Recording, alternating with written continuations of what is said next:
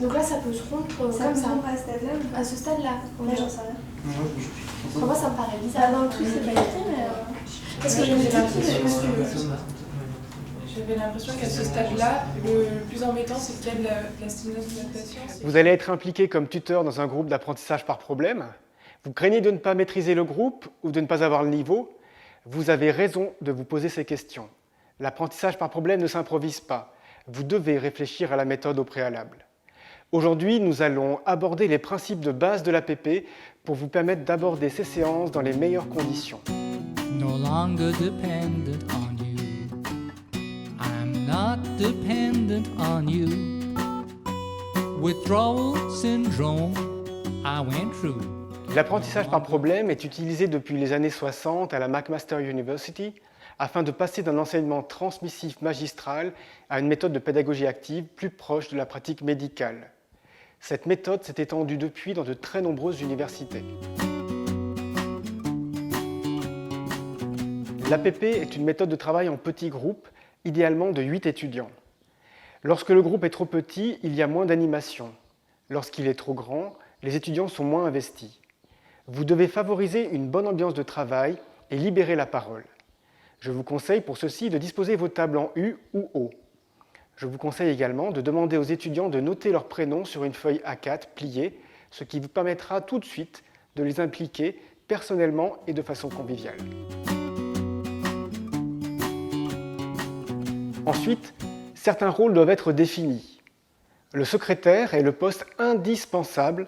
Il va suivre les discussions et inscrire au tableau les éléments indiqués par le groupe.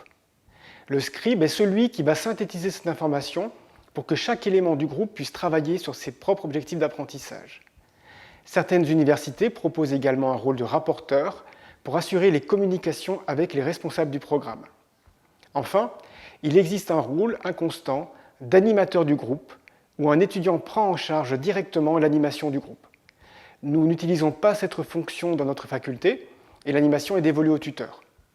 Si vous voulez l'utiliser, la formation des étudiants par une séquence appelée APP 0 est alors indispensable. L'APP comprend jusqu'à 8 séquences selon les méthodes. Nous allons aujourd'hui le résumer en 3 séquences temporelles. Le premier temps consiste à analyser le problème et clarifier les termes. À ce stade, les étudiants doivent comprendre le vocabulaire de base afin de pouvoir ensuite construire leurs hypothèses et objectifs. Je vous donne ici un exemple d'une partie de document de départ. Sur ce problème, les étudiants ne doivent pas avoir de difficultés de compréhension.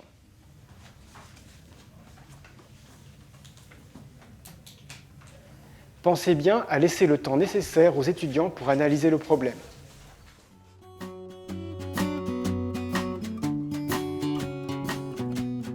Le temps suivant est beaucoup plus long et a pour but final d'identifier les objectifs d'apprentissage. Les étudiants vont tout d'abord identifier les phénomènes à expliquer, partager les connaissances déjà acquises utiles à la résolution du problème. Dans cet exemple, il existe de nombreux symptômes que les étudiants vont devoir tout d'abord identifier puis regrouper. Ensuite, ils devront identifier les connaissances à acquérir pour le résoudre. Enfin, ils devront organiser mutuellement les objectifs d'apprentissage et éventuellement les répartir au sein du groupe. Pour cette séquence, le secrétaire et le scribe auront un rôle important. Vous pouvez choisir de faire tourner ces rôles à chaque séquence d'APP.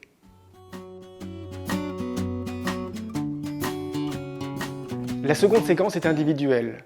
Elle consiste à réaliser un travail personnel sur ses objectifs.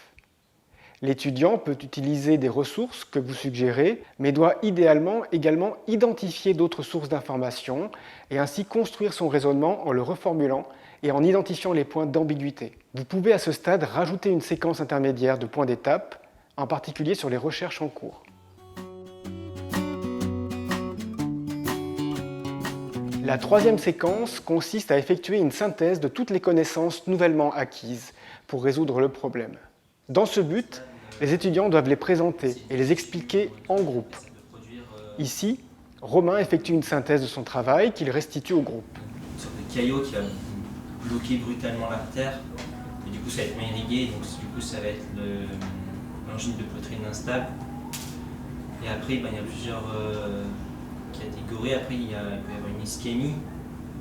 Anouk et Valentin exposent une vision un peu différente. Qui et que la chape, qu'il va y avoir un centre nécrotique. Et après, c'est la sténose en fait, qui part en morceaux et qui risque qui va risquer derrière un effet de thrombus. Je suis sûr que pour les autres, c'est pas tout à fait clair.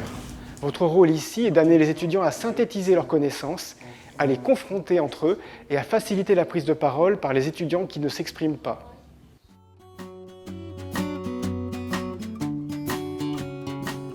La technique d'APP est très riche sur le plan pédagogique et est très appréciée des étudiants à la condition que le tuteur ait été formé.